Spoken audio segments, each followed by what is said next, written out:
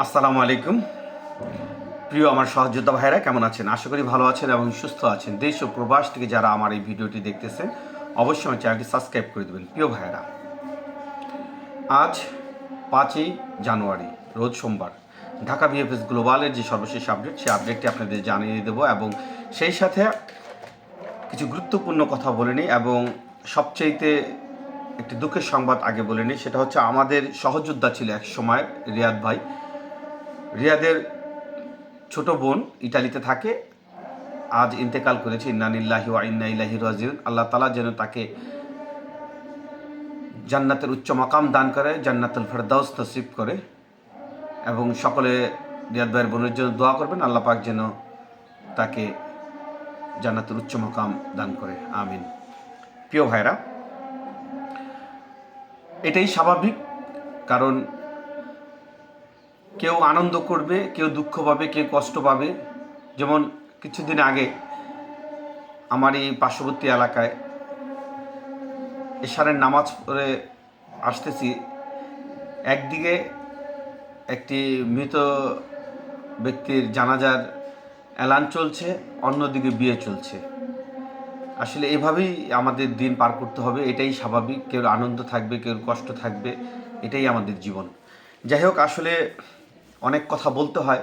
যেমন আগে কিছু কমেন্টসের কথা বলে নিই। সেটা হচ্ছে, আমারে অনেকেই কমেন্ট করে এবং কিছু ভাই আমাকে বলে যে তাদের দুঃখের কথাগুলো, যে তারা কতটা মানসিক যন্ত্রণার ভিতরে আছে তা কল্পনার বাইরে। দেখেন, আজকে দীর্ঘ 3টি বছর পর, সেই 2023 সাল থেকে আমরা 2026 সাল অলরেডি চলে এসেছে। এই দীর্ঘ 3টি বছর পর আজ আমরা অনেকেই রিজেক্ট খাচ্ছি এবং অনেকেই রিজেক্ট খাওয়া বাকি আছে এখনও। আমরা যে সকলে ভিসা পাবো বিষয়টা এখনও সেরকম না, কারণ প্রচুর পরিমাণে রিজেক্টের কাগজ এখনও তাদের হাতে আছে।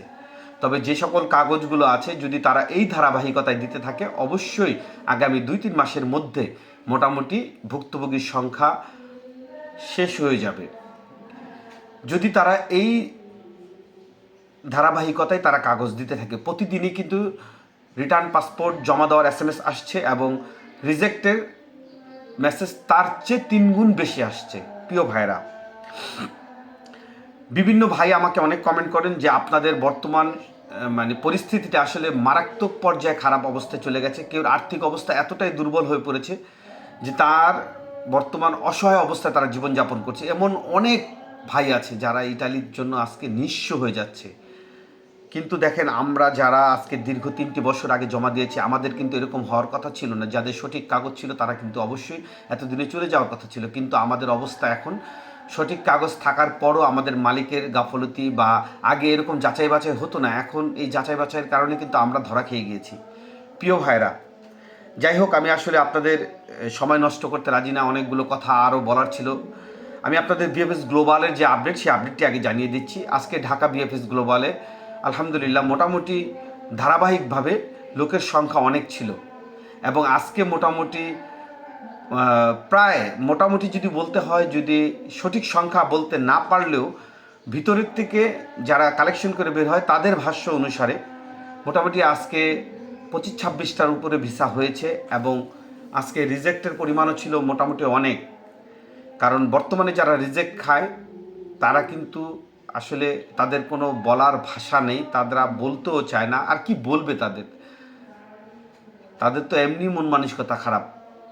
আজকে মোটামুটি ঢাকা বিএফএস গ্লোবালে রিজেক্ট এবং ভিসা পাওয়া সহকারে যদি ফ্যামিলি ভিসা সহকারে ধরেন, তাও মোটামুটি আজকে জমা শহরের শতাধিকের উপরে আজকে কালেকশনের লোকজন ছিল ঢাকা বিএফএস গ্লোবালে। এবং বর্তমান সময় ভিসাগুলো সবচাইতে বেশি রিজেক্ট হচ্ছে নাপোলি শহর, সালের্নো শহর, কাসেট্টা শহর। অন্যান্য শহরেরও ভিসা রিজেক্ট হয়, তবে তুলনামূলকভাবে কম। এর কারণ হচ্ছে প্রচুর পরিমাণে কাগজ এখনও শুধু কোম্পানি অঞ্চলগুলোতেই রয়েছে, অন্য কোনো অঞ্চলে এত কাগজ নাই, যার কারণে ওইখানে ভিসা রিজেক্টের হার কম।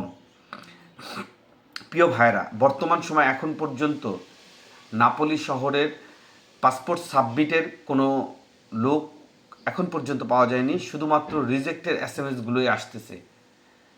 হয়তোবা এই ধারাবাহিকতা আরও বেশ কিছুদিন থাকবে, তারপর হয়তোবা কিছু ভিসা আবার আসবে। এর কারণ হচ্ছে যারা আপডেট করার জন্য অলরেডি মালিক দৌড়াচ্ছে বা মালিক আনব্লক করেছে, ব্লক করার থেকে আনব্লক করে নিয়ে এসেছে, অনেকে সুই আপডেট করতে দিয়েছে, অনেকে কাগজপত্র জমা দিয়েছে, আপডেট হয়ে আসেনি, এমন অনেকেই আছে ধারাবাহিকভাবে।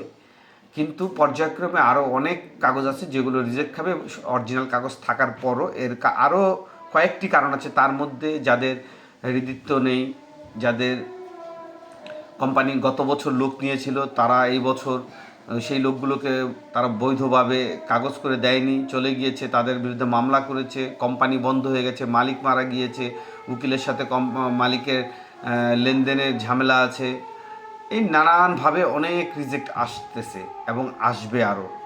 প্রিয় ভাইরা, আমরা যারা 2023 সাল থেকে অপেক্ষা করে আছি, সবচেয়ে দুর্গতি হবে আমাদের 2023 সাল এবং 2023 ডিসেম্বরে ফ্লুসিতে যারা আবেদন করে জানুয়ারিতে অর্থাৎ 2024 সালে যারা জমা দিয়েছেন তাদের অনেকেই রিজেক্ট আসবে এবং তারই ধারাবাহিকতা অলরেডি রিজেক্ট আসা শুরু হয়েছে। প্রতিনিয়ত রিজেক্টের SMS আপনারা দেখতে পাচ্ছেন। আপনারা যদি 5টা দেখেন, আমরা কিন্তু আরও 2-4টা বেশি দেখি। এর কারণ হচ্ছে আমাদের কাছে ইনবক্সে অনেকে পাঠায় এবং আপনাদের কাছে যে নিউজ না আছে আমাদের কাছে সেই নিউজ কিছুটা বেশি হলেও আছে, কারণ আমরা অনেকের সাথে কথা বলি প্রতিনিয়ত, কেউ না কেউ ফোন দেয়। এর কারণ হচ্ছে তাদের সাথে দীর্ঘদিনের পথ চলা এবং তাদের সাথে দীর্ঘদিনের সম্পর্ক, অনেক ধরনের নিউজ তাদের আমরা দিয়ে থাকি, তাই তারাও সেই আন্তরিকতা হিসেবে এখন অনেক নিউজই অনেকে দেয়। অনেক সময় অনেক কিছু দেখায়, অনেক কিছু দেখাই না। কিন্তু প্রিয় ভাইরা, আপনারা মনে রাখবেন যে বর্তমান সময়ে আরও কিছু রিজেক্ট আসবে এবং হয়তোবা এরপর কিছু ভিসার জন্য SMS পাবেন ইনশাআল্লাহ।